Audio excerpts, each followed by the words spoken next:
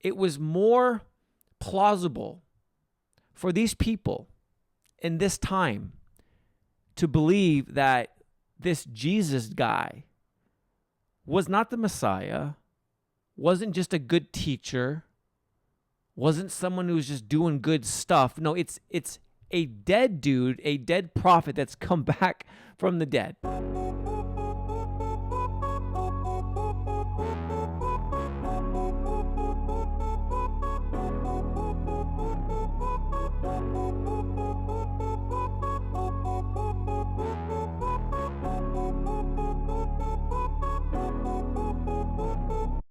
Hey, what's up, everybody? Welcome back to the Tat2d Preacher podcast. This is episode number 72. Hope you're all doing awesome today. In this episode, I wanna ask a question, and it's probably one of the most important questions.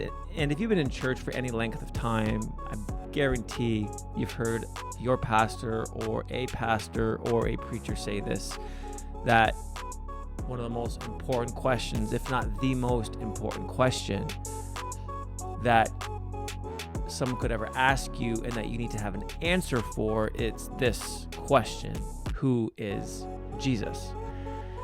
And recently I've just been, for whatever reason, just thinking about this question and pondering it again, just because I think it's so important, especially as Christians and those of us that have been Christian for a length of time, to just be reminded of, okay, why do we believe what we believe? Why do we believe about, what do we actually believe about Jesus?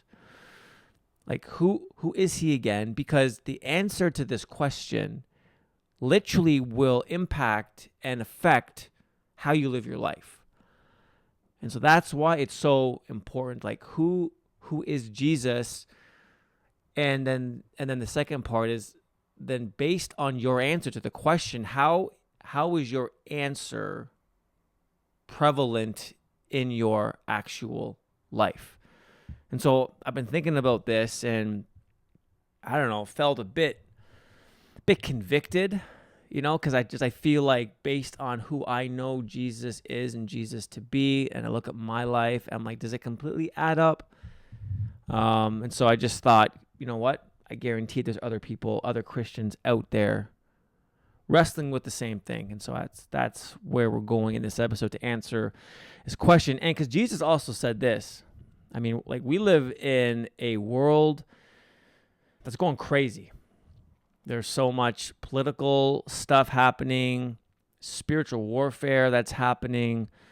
And Jesus said, like, when he was talking about the end, he was talking about how there will be false Christs that will rise up in his name, false Jesuses. And when you look at even the quote unquote church world, I'm not just talking about, cults that are easy to spot, talking about mainline denominational churches, and you look at and you listen to who the Jesus is that they preach and that they talk about, and then you actually look at the Bible, you're like, something's not adding up here. Don't think they're talking about the Jesus of the Bible. And so this idea of false Christs, in fact, the Apostle Paul into the Corinthian church talked about how, like, the Corinthians were actually falling. I think it's 2 Corinthians 11, 3 and 4. They were actually falling for a false Jesus, a false gospel, a false Holy Spirit. And so this is, like, it was happening then. And then, as Jesus points out, it's going to happen towards the end. And so that's why, again, this question is who is Jesus? Because you ask that to a lot of people and they may have an answer to you, but is it like, are they talking about the actual Jesus of the Bible? Or is it a culturally made up Jesus, a Jesus that they wish Jesus was like? And so there's so many layers to this question. And so to start off, before we start looking at, how our culture defines who Jesus is, Jesus actually asks this question to his disciples.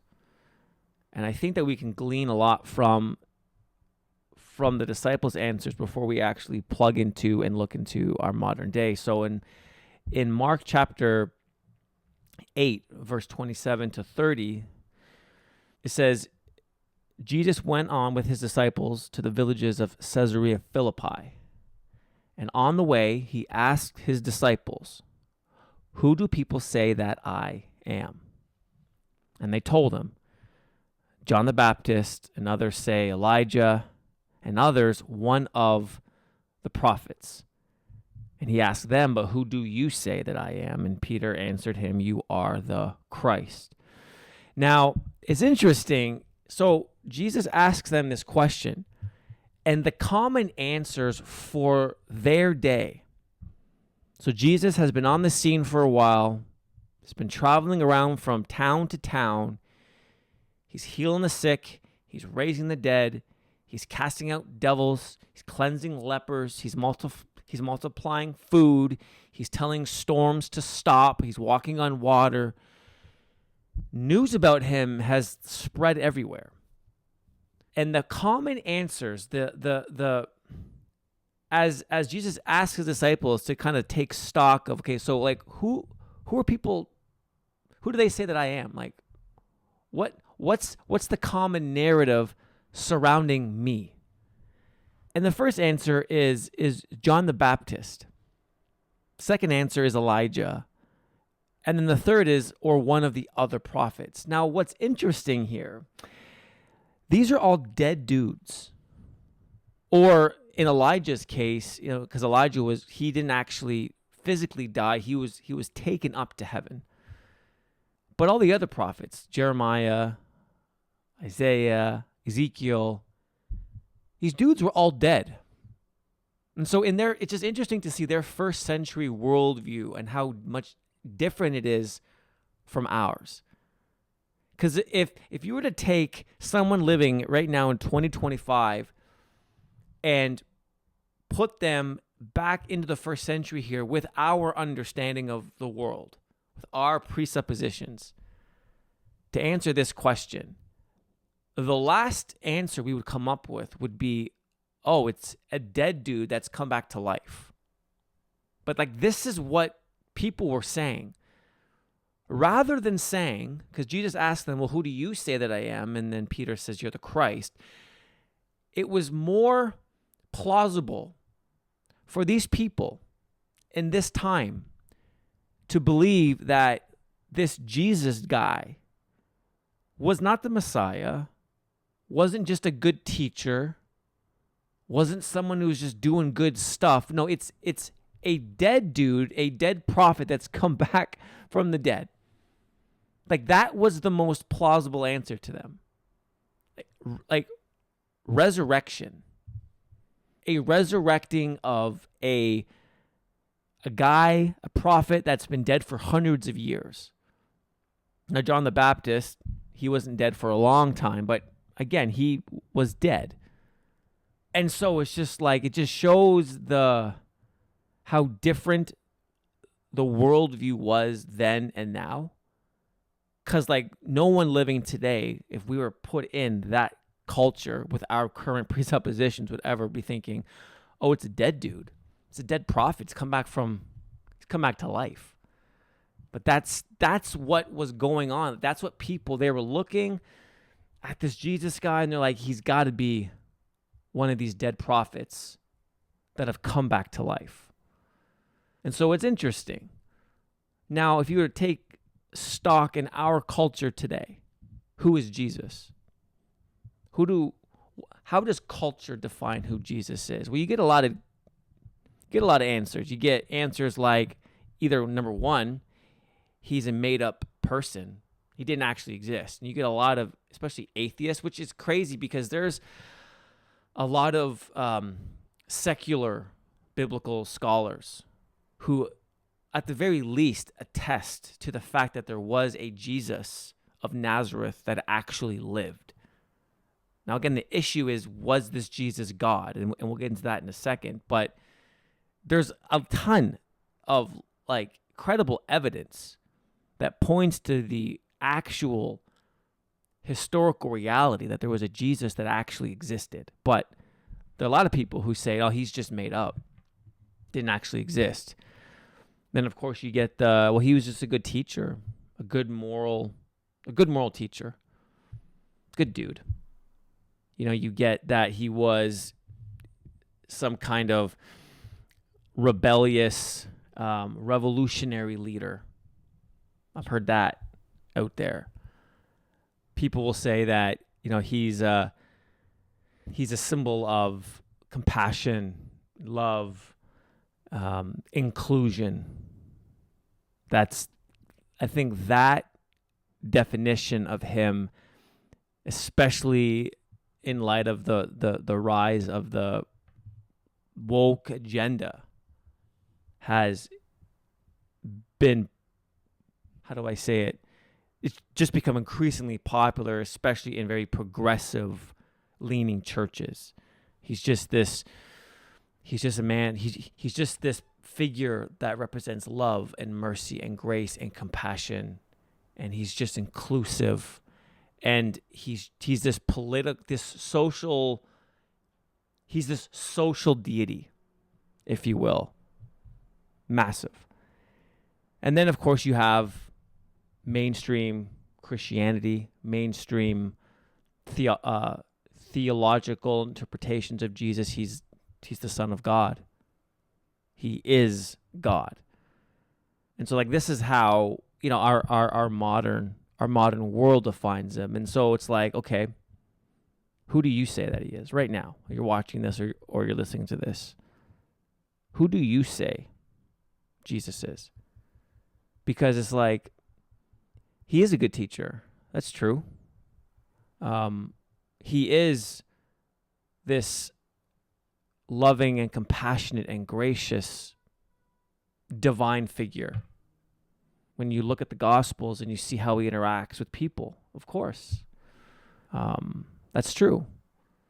The revolutionary this leader of revolting and all that stuff, I don't really understand that interpretation.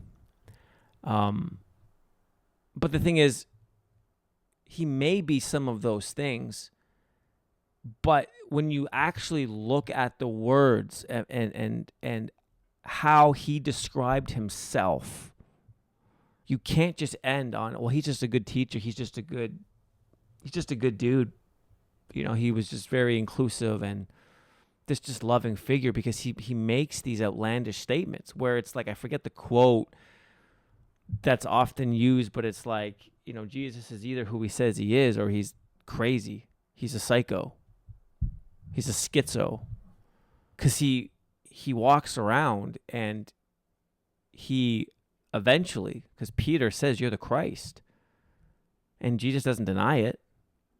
And so it's he believed himself to be the Son of God. He believed himself to be the second member of the Trinity. He believed himself to be God. And there's a whole bunch of scriptures, and that's not the purpose for this episode. So it's you can't just end on, oh, he was just a good dude. It's he's either God, which then merits a certain reaction and merits a certain behavior and certain belief, or he's crazy, or he's a cult leader, just like all the famous cult leaders throughout history. He's nuts. And he came and then he went. It's there's no middle ground here. And when people try to put Jesus in this middle ground, this is where you get into this reforming of a culturally relevant Jesus, a Jesus that fits whatever whatever issues and however you want to put him together to validate your life and your thinking and your beliefs, that's modern Jesus, but there's no middle ground. He's either God or he's psycho. So who is Jesus to you?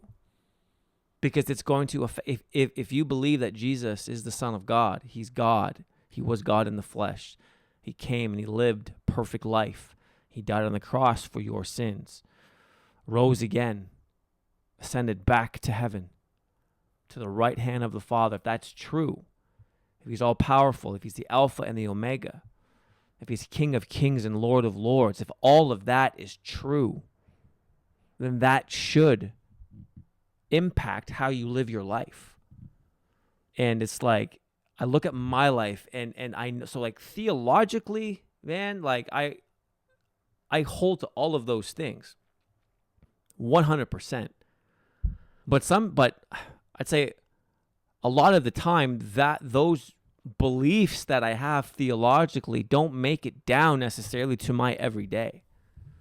Because there's times where I'm doubting. Like, can God provide here? Can God do this? Does God actually care? Is God actually living? Does Jesus actually see me?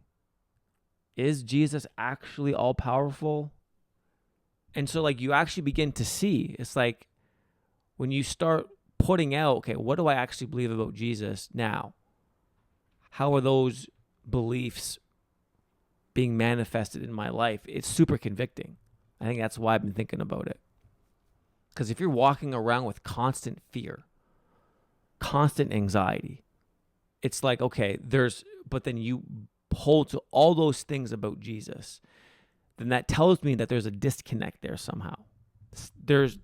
If I'm riddled with anxiety, if I'm riddled with worry and fear about the future or about, whatever, then it's like there's a disconnect there between my belief about God theologically and my belief about God practically that needs to be figured out there. If you're watching or you're listening to this, kind of just take stock for a second of like, hey, what do you believe about Jesus? Who is Jesus? And how is that being manifested in your life? How is those beliefs? And if there's a disconnect there, if you can feel like there's a tension there, it's like, wow, well, maybe I know up here he's all powerful, but in my everyday experience, do I actually believe that? Do my prayers reflect that? If I'm constantly worried and feeling anxious about something, but I believe that Jesus, there's nothing impossible for him, but I'm feeling over here like, man, like I'm not going to make it through here. Like I'm filled with anxiety and worry. There's a disconnect there that's got to be connected. That's why it's important. Because there's a lot of people, I think, that can coast for a time on just having these theological beliefs. But eventually, rubber's going to have to meet the road. And that's when you're actually going to see, okay, what do I actually believe about Jesus?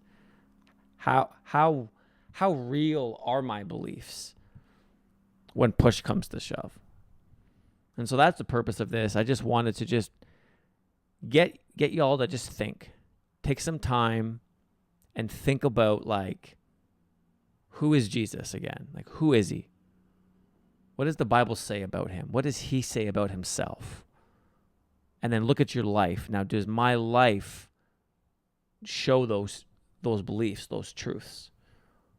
Or is there a disconnect there? And if there's a disconnect there, okay, now I got to go to God and try to figure this out. Like, God, I need your help here. I'm worried so much about the future. But you're the beginning and the end. You don't just know about tomorrow. Like, you've already been to tomorrow. So I need you to help me have your perspective on my future. God, like, I have needs. Like, I don't know how I'm going to pay my bills. I don't know how I'm going to make this work, whatever. You're our provider. So I need you to bring me a peace and a clarity and an understanding that I can trust you and leave it with you and know that you'll take care of me. And so just take stock of your life, what you believe, and how those are being manifested in your life, and just do some business. Do some business with God. And so I think that it's important, especially as no matter where you are in your walk with God, no matter where you are in your journey with God, it's important to remind ourselves and just to actually do some review, some theological review, relational review of who is Jesus, what do I believe about Jesus, and how are those things manifesting, or how are those truths being manifested in our life. So yeah, that's it. That's what I want to say in this episode. So I hope that this encouraged you, caused you to think.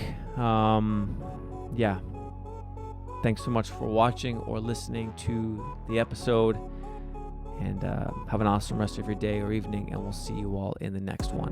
Much love and God bless.